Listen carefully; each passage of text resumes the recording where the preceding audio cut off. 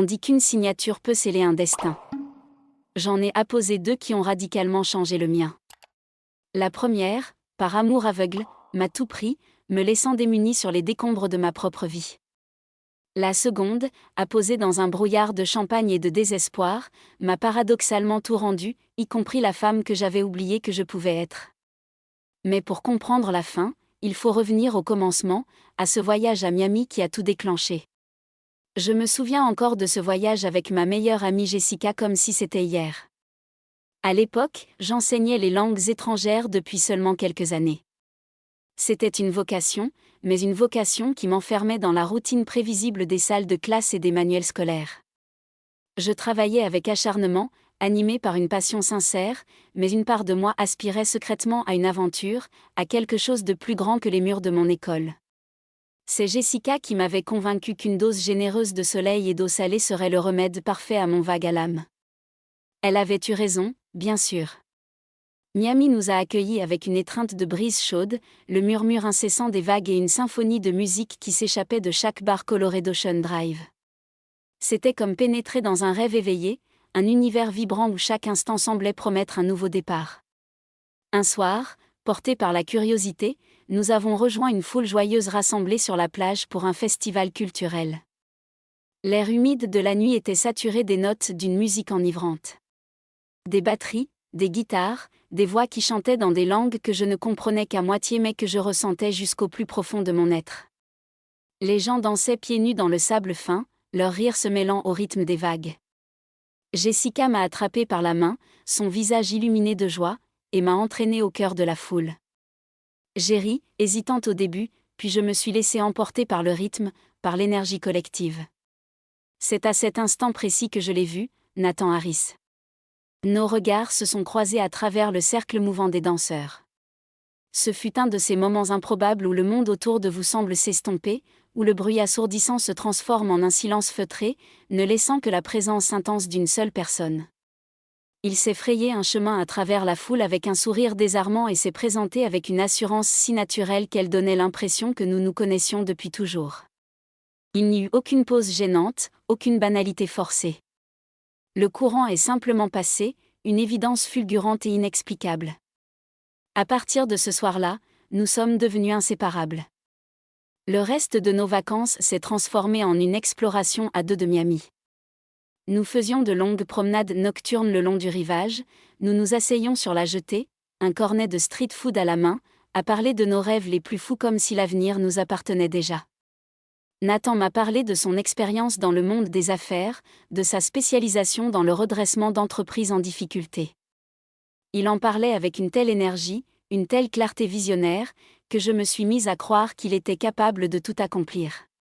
Et il me regardait, non pas comme une jolie vacancière, mais comme une partenaire potentielle, quelqu'un dont il voyait la force et l'intelligence.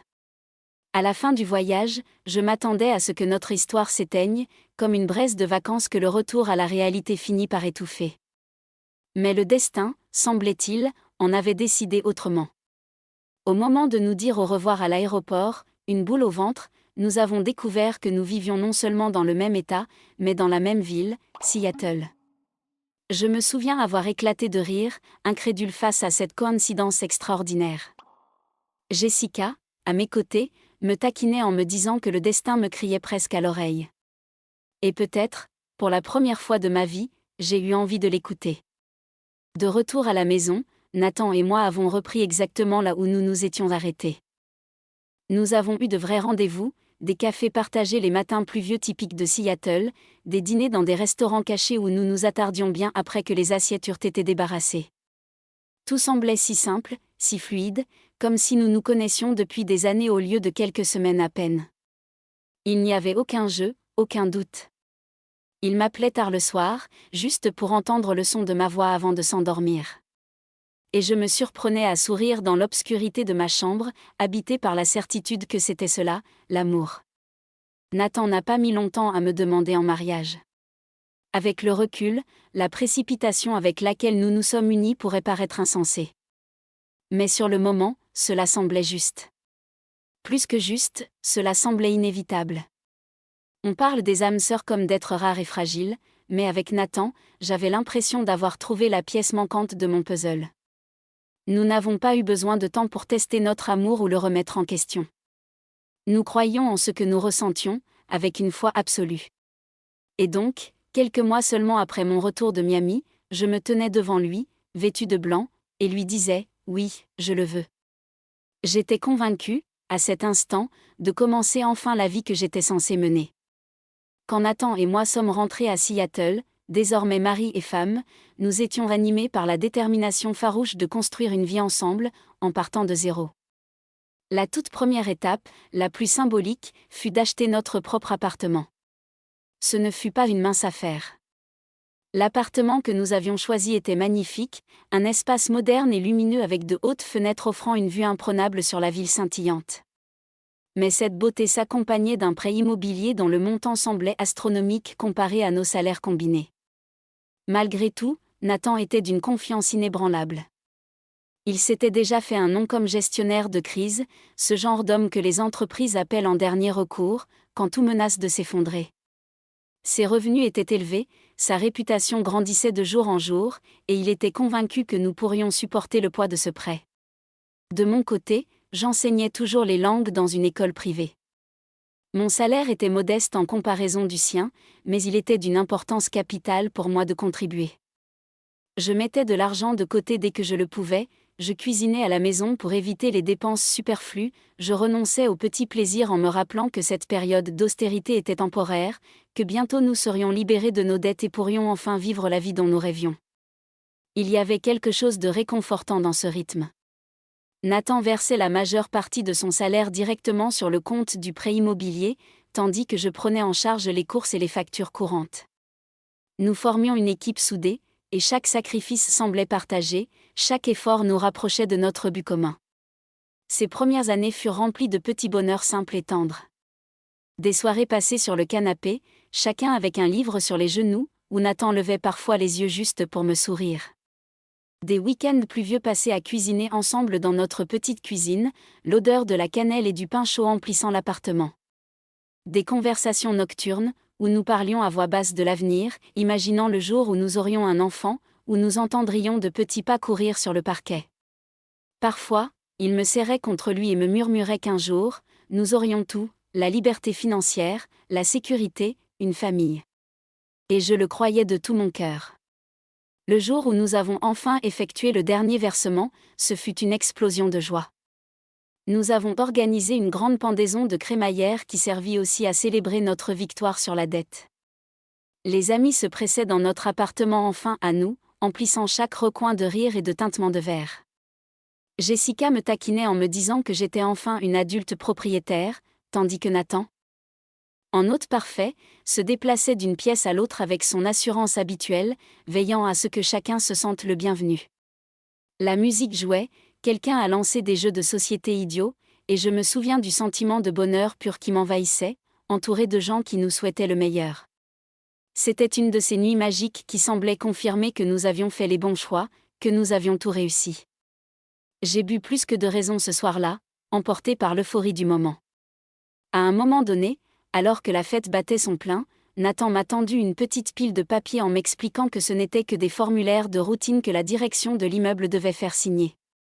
Quelque chose à propos des charges de copropriété, des réparations à venir, des assurances. J'ai ri, un peu éméchée et totalement insouciante, et j'ai signé sans même prendre la peine de les lire. Je me souviens vaguement qu'il m'a présenté un homme en costume strict, disant qu'il s'agissait du notaire du bureau de l'immeuble. Cela semblait parfaitement plausible, et avec une coupe de champagne à la main et les rires de nos amis en fond sonore, je n'ai pas remis sa parole en question une seule seconde. J'avais une confiance absolue en Nathan. Jessica a plaisanté en disant que je signais pour céder ma vie, et nous avons tous ri. L'instant s'est évaporé dans la brume du champagne, un autre moment flou dans une nuit de célébration. Quand le dernier de nos amis fut parti, nous nous sommes effondrés sur le canapé, épuisés mais encore rayonnants de joie.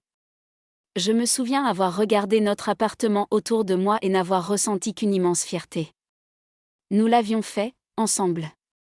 C'était notre chez nous, notre avenir, le fondement de tout ce que nous allions construire. Je me suis appuyée contre l'épaule de Nathan, croyant de tout mon être à la promesse éternelle de notre mariage. Pourtant, au plus profond de moi, une légère trace de malaise s'était installée, comme un murmure indistinct que je n'arrivais pas à saisir. Je l'ai ignoré à ce moment-là. Après tout, que pouvait-il bien arriver de mal quand l'amour et la confiance étaient à leur apogée? Au début, la vie dans notre nouvel appartement semblait stable et idyllique. Mais peu à peu, de manière presque imperceptible, le rythme a commencé à changer. Le travail de Nathan en tant que gestionnaire de crise est devenu de plus en plus exigeant. Il voyageait constamment, parfois absent plusieurs jours d'affilée. Même lorsqu'il était à la maison, il rentrait souvent tard, les épaules tendues, son téléphone vibrant sans cesse de messages interminables. Je me disais que c'était le prix à payer pour son succès, qu'il faisait tout cela pour nous, pour cet avenir radieux dont nous avions tant rêvé. Je ne l'ai jamais remis en question.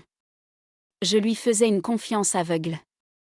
Ce que j'ignorais alors, c'est que ces nuits n'étaient pas toujours remplies de réunions stratégiques et de rapports financiers. En chemin, Nathan avait renoué avec Rebecca Moore, une femme qui avait été autrefois la reine inaccessible de son lycée.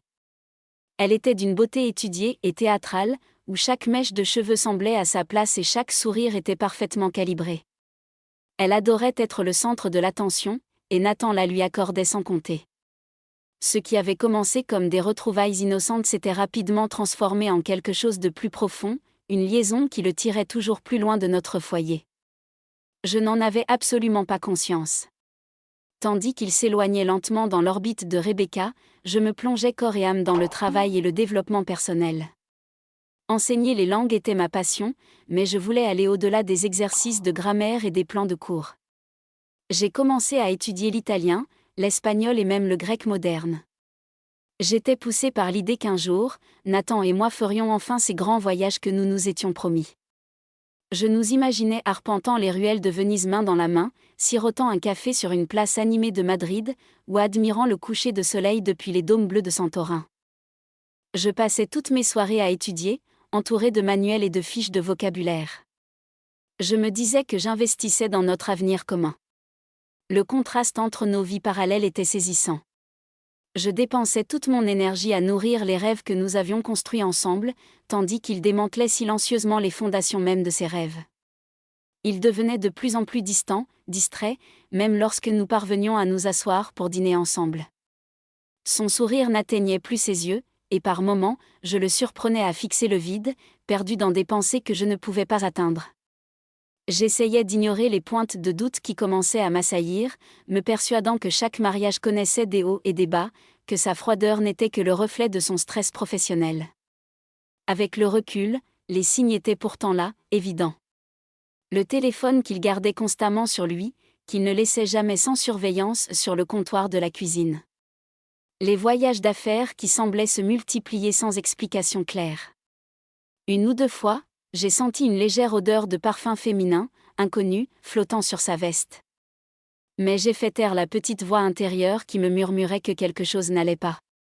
Je voulais tellement croire en nous, croire que l'homme qui m'avait regardé de l'autre côté d'une plage bondée de Miami était toujours le même homme que j'avais épousé. Je me disais que notre amour était plus fort que la distance, plus fort que le travail, plus fort que n'importe quelle tentation. Je me disais que tous les couples traversaient des périodes difficiles. Alors j'ai continué à apprendre, à travailler, à attendre patiemment le jour où il serait libéré de ses obligations et où nous pourrions enfin vivre pleinement. J'ignorais alors que la distance qui se creusait entre nous n'était pas du tout temporaire.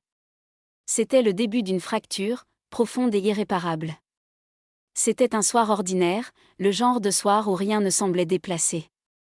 J'avais préparé le dîner, quelque chose de simple et réconfortant. Du poulet rôti avec des pommes de terre à l'ail, un plat que Nathan aimait particulièrement. Il était assis en face de moi, étrangement silencieux, remuant la nourriture dans son assiette sans véritable appétit. Je le croyais simplement fatigué, épuisé par un autre voyage d'affaires harassant. Mais il a soudainement levé les yeux, son regard perçant, empreint d'une étrange et froide détermination. « Éléanore », dit-il d'une voix neutre, dépourvue de toute émotion. « J'ai quelque chose à te dire. J'aime quelqu'un d'autre. Je veux divorcer. » Les mots sont restés suspendus dans l'air, me transperçant avec une précision plus tranchante qu'une lame de couteau. Pendant un long moment, je l'ai fixé, incapable de bouger, incapable de respirer. À l'intérieur de moi, tout se tordait, mais en surface, je suis restée parfaitement immobile. Je n'ai pas crié. Je n'ai pas pleuré. Je n'ai pas jeté mon verre à travers la pièce comme on le voit dans les films. Au lieu de cela, j'ai entendu ma propre voix, calme et distante, comme si elle appartenait à quelqu'un d'autre, lui demander depuis combien de temps cela durait. Il a remué sur sa chaise, visiblement mal à l'aise, et a marmonné quelque chose comme quoi cela n'avait plus d'importance. Mais pour moi, c'était important. J'avais besoin de digérer chaque détail, chaque mensonge.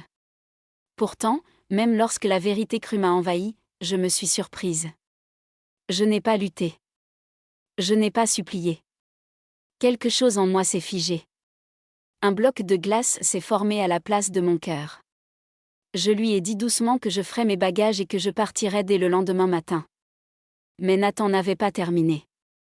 Il s'est adossé à sa chaise et, avec un sourire cruel qui a déformé ses traits, il a porté le second coup, le coup de grâce. « Tu devrais savoir, a-t-il dit. Tu n'as aucun droit sur l'appartement. Il est à moi seul. » J'ai cligné des yeux, certaine d'avoir mal compris. « De quoi parles-tu ? Nous l'avons acheté ensemble. J'ai contribué à rembourser le prêt immobilier, chaque mois, pendant des années. » Il a ricané, un son sec et méprisant qui m'a fait froid dans le dos. « Tu te souviens de la fête de pendaison de crémaillère ? Tu étais ivre, tu as signé tous ces petits papiers que je t'ai tendus. L'un d'eux était un acte de renonciation. Tu as renoncé à ta part de l'appartement. L'acte de propriété est uniquement à mon nom. » La pièce s'est mise à tournoyer. Mon esprit s'est remémoré cette nuit-là. La musique, les rires, les bulles de champagne qui embrumaient mon esprit. Je me suis souvenu d'avoir signé des papiers que Nathan m'avait glissés sous le nez. La voix de Jessica plaisantant en disant que je sacrifiais ma vie. J'avais ri. J'avais fait confiance. Et maintenant, je réalisais que j'avais été trompée de la manière la plus cruelle, la plus calculée qui soit. « Tu n'es pas sérieux ?» ai-je murmuré, ma voix un fil.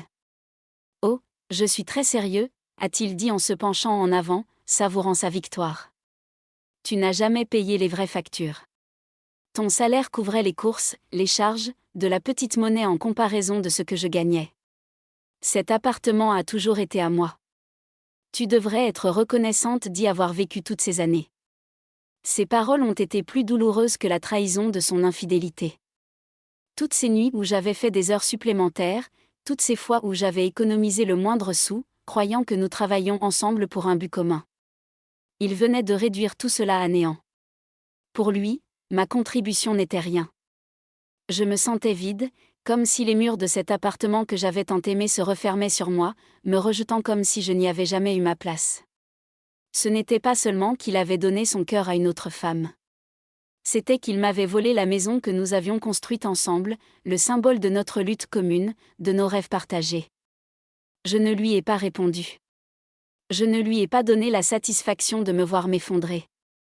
Au lieu de cela, je me suis levée, je suis allée dans la chambre et j'ai commencé à préparer une petite valise. Mes mains tremblaient tandis que je pliais mes vêtements, chaque geste était mécanique, détaché, comme si j'observais une étrangère. Au petit matin, j'étais partie. J'avais laissé derrière moi les meubles que nous avions choisis ensemble, les livres que nous avions alignés sur les étagères, les photos de nous deux souriant à des jours meilleurs. Je suis sortie de l'appartement avec rien d'autre qu'un sac à main et le goût amer de la trahison dans la bouche. Le trajet en taxi jusqu'à la maison de ma mère s'est déroulé dans un silence de mort, les lumières de la ville se brouillant à travers mes larmes silencieuses. Je croyais avoir déjà connu la douleur, mais ce que je ressentais là était différent.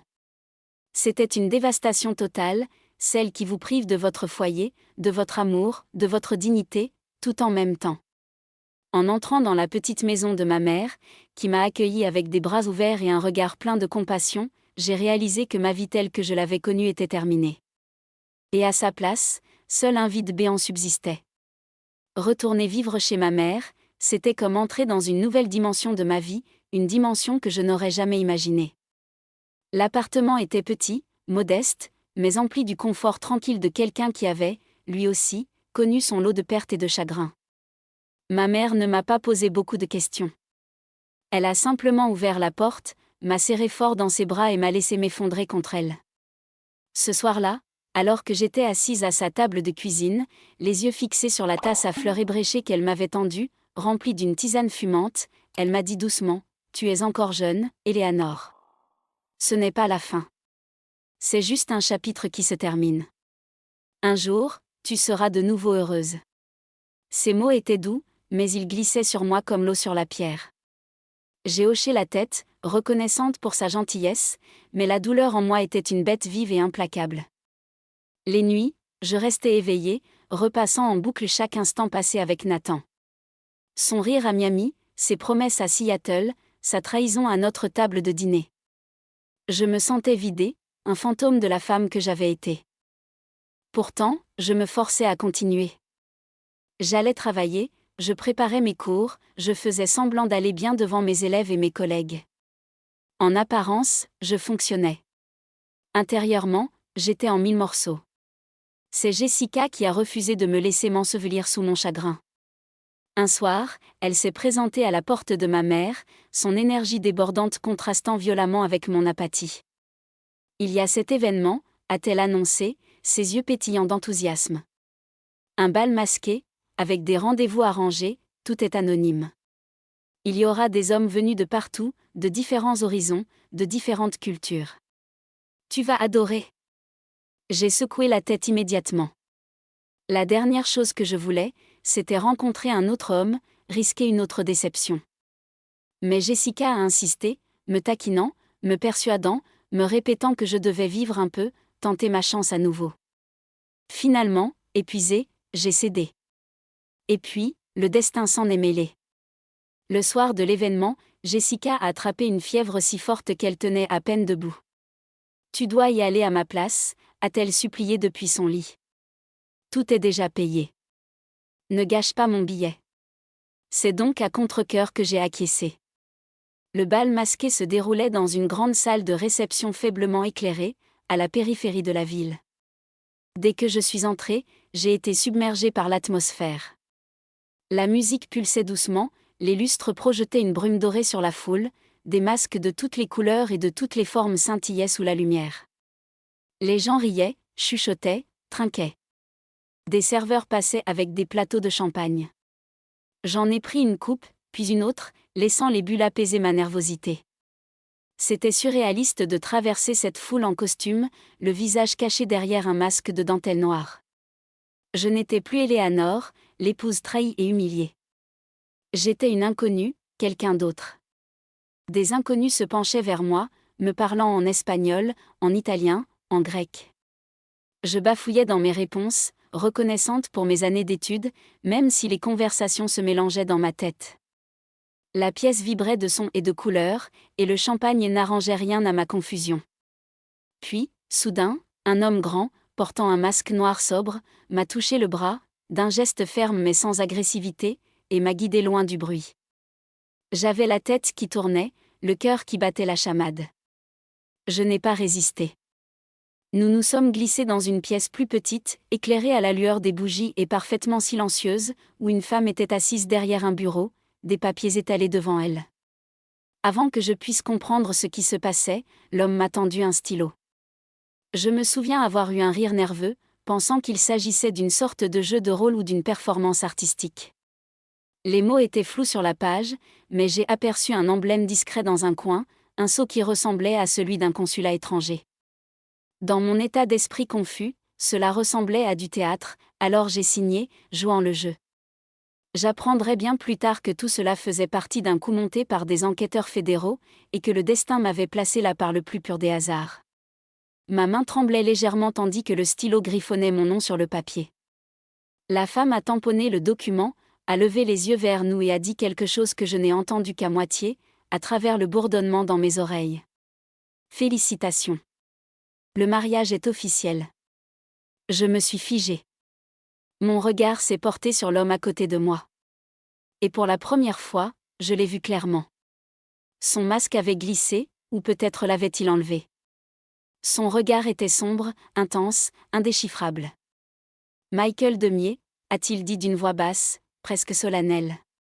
Et d'un seul coup, ma vie déjà brisée avait pris un tournant si étrange, si inattendu, que je n'aurais jamais pu l'imaginer, même dans mes rêves les plus fous. Quand j'ai ouvert les yeux le lendemain matin, je ne savais plus où j'étais. La lumière du soleil filtrait à travers de hautes fenêtres drapées de voilages légers, projetant une douce teinte dorée sur une chambre bien trop élégante pour être la mienne. Une commode en bois sculpté était adossée au mur, surmontée d'un vase de lys frais dont le parfum emplissait la pièce. Les draps sous moi sentaient légèrement le cèdre et la lavande. L'espace d'un instant, la panique m'a serré la poitrine. Où étais-je? Que avais-je fait? Puis j'ai entendu des pas dans le couloir. La porte s'est ouverte doucement et l'homme du bal masqué est entré. Il ne portait plus de masque, révélant des traits anguleux, un nez droit et un regard calme et posé. Il portait un plateau avec du café fumant et des toasts, qu'il a déposé délicatement sur la table de chevet avant de me regarder avec un respect mesuré. « Bonjour, Eleanor, dit-il. Je m'appelle Michael Demier. » Je me suis redressé lentement, resserrant la couverture autour de moi comme un bouclier. Ma voix était un murmure rauque. « Où suis-je? Que s'est-il passé hier soir? » « Vous êtes en sécurité, m'a-t-il rassuré rapidement. C'est une propriété privée en dehors de la ville. Et pour ce qui est de la nuit dernière, disons que les choses ne se sont pas déroulées exactement comme prévu. Il a hésité un instant, puis a croisé mon regard directement. Les papiers que vous avez signés étaient authentiques. Légalement, vous et moi sommes mariés. La pièce s'est mise à tournoyer de nouveau. Je me suis agrippée à la couverture comme si elle pouvait m'empêcher de sombrer. Marié? C'est impossible. C'était un bal masqué. Une sorte de jeu, Michael a secoué la tête. Pas un jeu, Eleanor. Une couverture. Je suis un agent infiltré travaillant avec les enquêteurs fédéraux sur le crime organisé en col blanc. Ce bal était une opération d'infiltration. Sa voix était basse, posée, presque trop calme pour le poids incroyable de ses mots. Je l'ai fixé, la bouche sèche. Et vous m'avez entraîné là-dedans sans me le dire, sans rien me demander? Son regard s'est adouci. Ce n'était pas censé être vous. Une autre femme, une de nos informatrices, était censée être là, à votre place. Mais le destin en a décidé autrement. J'avoue que je n'aurais pas dû vous laisser signer, mais dans le feu de l'action, cela a fonctionné. La couverture est maintenant en place, et cela nous crée un lien que je n'aurais jamais pu inventer. J'avais envie de crier, de courir, de maudire la soirée, mais il s'est penché en avant, son ton changeant, devenant plus grave. Eleanor, je dois être honnête avec vous. Il ne s'agit pas seulement de l'opération. Votre ex-mari, Nathan Harris. Il est directement lié au réseau sur lequel nous enquêtons. Il n'est pas seulement un homme infidèle. Il est impliqué dans des raids d'entreprise, des fraudes à grande échelle, des affaires qui ruinent des familles entières. J'ai besoin de quelqu'un qui puisse se rapprocher de lui. Quelqu'un en qui il ait suffisamment confiance pour se laisser aller à des confidences. J'ai eu le souffle coupé. Nathan.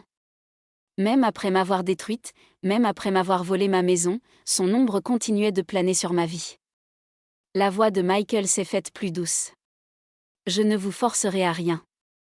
Mais je crois sincèrement que vous êtes la clé pour le démasquer, pour l'arrêter avant qu'il ne ruine d'autres vies comme il a tenté de ruiner la vôtre. Je suis restée assise en silence, le cerveau en ébullition, partagé entre une fureur glaciale et une incrédulité totale. Une partie de moi voulait fuir tout ça, Michael, ce mariage absurde, les mensonges. Mais une autre partie, celle qui était encore à vif, meurtrie par la trahison de Nathan, a ressenti autre chose. Une lueur d'opportunité. L'occasion de lui faire face, non pas en victime, mais en actrice de sa chute. L'occasion d'obtenir enfin justice. Quand j'ai enfin parlé, ma voix était ferme, sans aucune trace de tremblement. Je vous aiderai.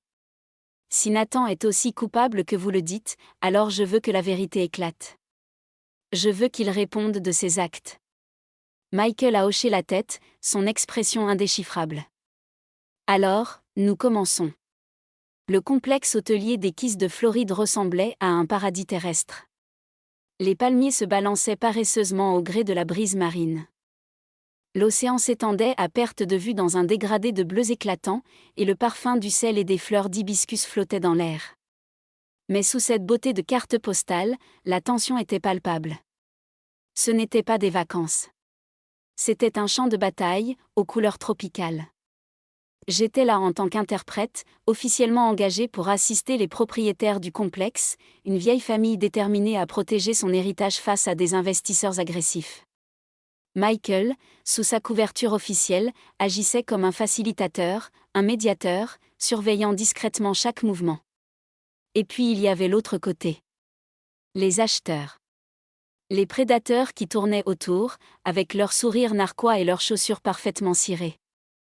Lorsque les portes à 2 battants de la salle de conférence se sont ouvertes et que le groupe d'investisseurs est entré, mon cœur s'est arrêté de battre pendant une seconde.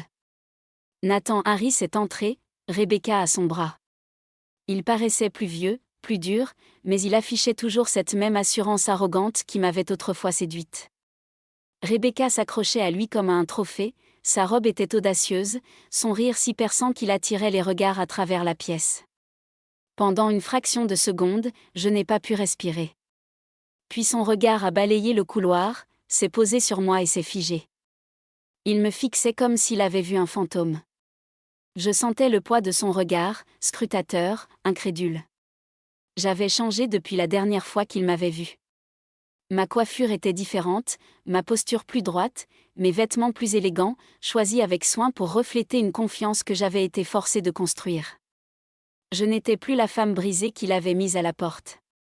J'étais une nouvelle personne, une survivante. J'ai baissé brièvement les yeux, puis je les regardais avec le calme et le détachement d'une professionnelle. À l'intérieur, mon cœur battait à tout rompre, mais en apparence, j'étais d'un calme olympien. Je me suis présentée dans un espagnol impeccable, guidant les premiers échanges entre les propriétaires du complexe et leurs acheteurs potentiels. Ma voix était posée, mon sourire maîtrisé. Nathan ne me quittait pas des yeux. Alors que la réunion s'interrompait pour une courte pause, je l'ai senti s'approcher. Ses pas étaient plus lourds que dans mes souvenirs, sa présence plus oppressante. « Éléanore » a-t-il murmuré. « S'il te plaît, j'ai besoin de te parler. » Je me suis tournée vers lui, mon expression indéchiffrable. L'espace d'un instant, j'ai revu l'homme que j'avais aimé, celui qui m'avait tenu dans ses bras sur les rives de Miami. Mais le rire strident de Rebecca a retenti de l'autre côté du couloir, me ramenant brutalement au présent. « Qu'est-ce que tu pourrais bien avoir à me dire, Nathan ?» ai-je demandé froidement. « Pas ici » a-t-il imploré. « S'il te plaît, accorde-moi juste quelques minutes. » Seul. Son regard était désespéré, agité, celui d'un homme au bord du gouffre. J'ai hésité juste assez longtemps pour qu'il sente le poids de mon silence. Puis, d'un hochement de tête mesuré, j'ai dit « D'accord. » Après la séance. 5 minutes, pas une de plus. Son soulagement était palpable. Il a expiré comme s'il avait retenu son souffle pendant des heures. Je me suis détournée avant qu'il ne puisse ajouter quoi que ce soit, retournant à la table des propriétaires avec un calme délibéré. Intérieurement, je tremblais, non pas de peur, mais d'une étrange impatience. C'était le moment pour lequel Michael m'avait préparé. Le passé et le présent se heurtaient, et cette fois, je n'étais plus impuissante. Pour la première fois depuis des mois, Nathan avait besoin de quelque chose de moi, et j'avais bien l'intention d'utiliser cet avantage. La jetée s'étendait silencieusement dans la nuit, les planches de bois rendues luisantes par le sel et le clair de lune. J'attendais, les bras croisés, laissant la brise marine jouer avec mes cheveux. Mon cœur était étonnamment calme, même si je savais que Michael et son équipe se trouvaient quelque part à proximité, observant, écoutant. Ce n'était pas une simple réunion. C'était le moment où tout allait basculer. Nathan est arrivé en retard, son pas était irrégulier, ses épaules voûtées comme si le poids de ses choix pesait enfin lourdement sur lui. En me voyant là, il a craqué. Il a trébuché en avant, puis s'est agenouillé sur les planches humides. Éléanore, s'est-il étranglé d'une voix rauque et brisée. J'ai été un imbécile. J'ai tout gâché. J'ai perdu la seule chose qui comptait vraiment. Pardonne-moi. Laisse-moi arranger les choses. Reviens-moi. Des larmes brillaient dans ses yeux, ses mains étaient tendues vers moi comme pour s'ancrer à quelque chose de solide. Un instant, j'ai laissé le silence peser entre nous. Je voulais qu'il ressente le vide du gouffre qu'il avait lui-même creusé. Quand j'ai enfin parlé, ma voix était calme et posée. Tu m'as fait plus de mal que quiconque dans ma vie. Les mots ne pourront jamais effacer ça. Si tu veux que je te croie, si tu veux que j'envisage ne serait-ce que de te pardonner, alors prouve-le-moi. Dis-moi tout. Montre-moi que tu ne te caches plus derrière des mensonges. Le désespoir a tordu ses traits. N'importe quoi, a-t-il murmuré. Je te dirai absolument tout. J'ai sorti mon téléphone de ma poche et je l'ai posé nonchalamment sur la rambarde, comme si je l'avais oublié là. L'application d'enregistrement fonctionnait silencieusement, sa petite lumière rouge discrètement dissimulée par ma main. Je l'ai regardé, mon expression s'adoucissant juste assez pour le convaincre que j'étais sincère. Et il a commencé à parler. Au début, ce n'était que des bribes, des noms d'entreprises, des partenaires obscurs, de vagues allusions à des accords douteux. Mais bientôt, les vannes se sont ouvertes. Il a tout raconté. Les stratagèmes de raid, les fraudes comptables, la manipulation d'entreprises fragiles jusqu'à leur faillite pour que ses associés puissent les racheter pour une bouchée de pain. Il a nommé des investisseurs, des sociétés écrans, et a même fait allusion à de l'argent détourné vers des comptes à l'étranger. Sa voix tremblait, mais il ne s'est pas arrêté, comme si cette confession était sa seule chance de rédemption à mes yeux. J'acquiesçais de temps en temps, je murmurais des mots d'encouragement, feignant d'être touché par sa franchise. Mon estomac se nouait à chaque nouveau mensonge qu'il révélait, mais je m'efforçais de rester calme, de le laisser vider son sac. Derrière nous, cachés dans l'ombre, Michael et son équipe écoutaient chaque mot à travers un micro directionnel. Chaque nom, chaque détail, chaque lapsus de Nathan était un clou de plus planté dans son propre cercueil. Lorsqu'il a enfin terminé, le visage baigné de larmes, il m'a pris la main. « Maintenant, tu sais, a-t-il dit en tremblant. Maintenant, tu peux me croire quand je te dis que j'ai changé. On peut recommencer. Dis simplement oui. » J'ai retiré lentement ma main de la sienne. « Merci de m'avoir tout dit, Nathan. Mais tu te trompes sur une chose. Je ne suis pas venu ici pour recommencer.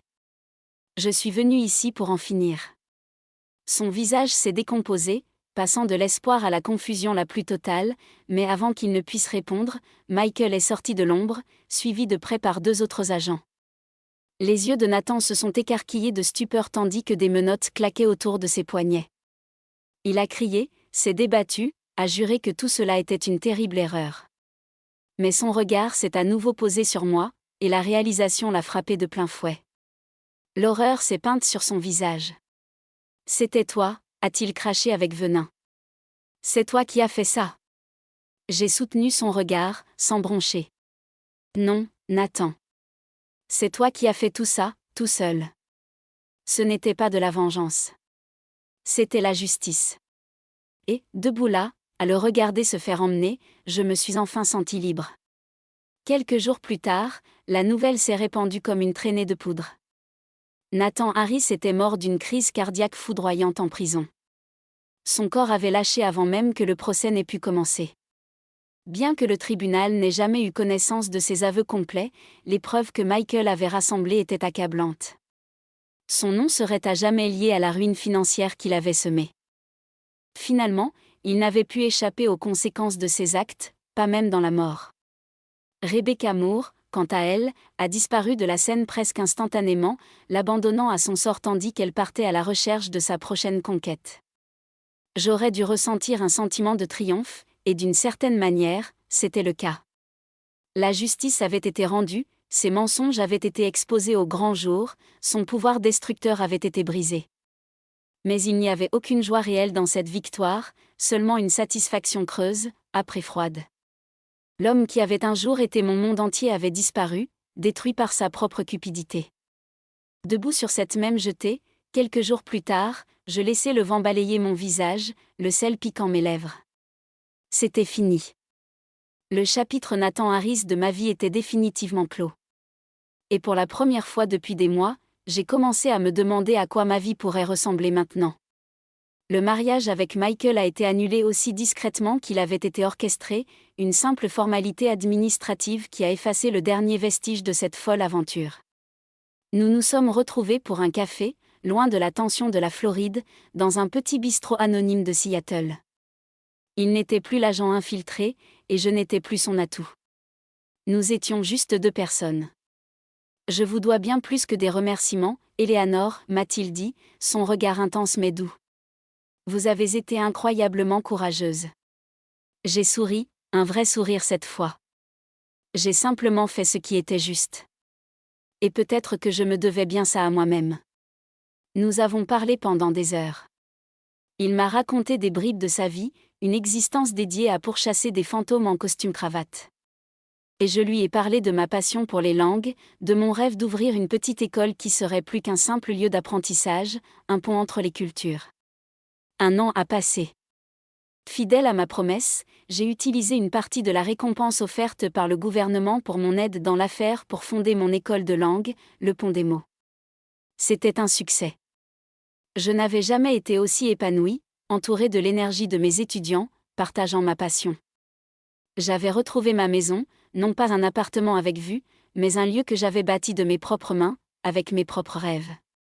Un soir, alors que je fermais l'école, la cloche de la porte a sonné.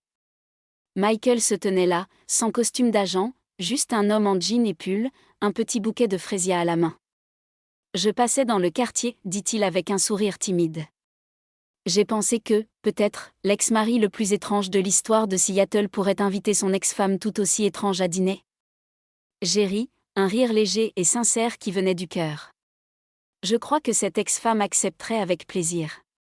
Ce soir-là, nous n'avons pas parlé de Nathan, ni de l'enquête.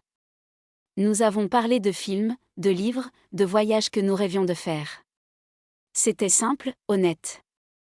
Notre histoire n'avait pas commencé sur une plage ensoleillée avec une promesse d'éternité, mais dans l'ombre d'une trahison et d'un complot. Mais c'est sur ces fondations étranges que nous avons commencé à construire quelque chose de vrai. Ce n'était pas un coup de foudre, mais une reconnaissance lente et profonde de deux âmes qui avaient traversé une tempête et s'étaient retrouvées, plus fortes, de l'autre côté. Ma première signature m'avait tout coûté. La seconde, si absurde soit-elle, m'avait ouvert la porte vers un bonheur que je n'osais plus espérer. Un bonheur authentique, mérité et enfin, paisible.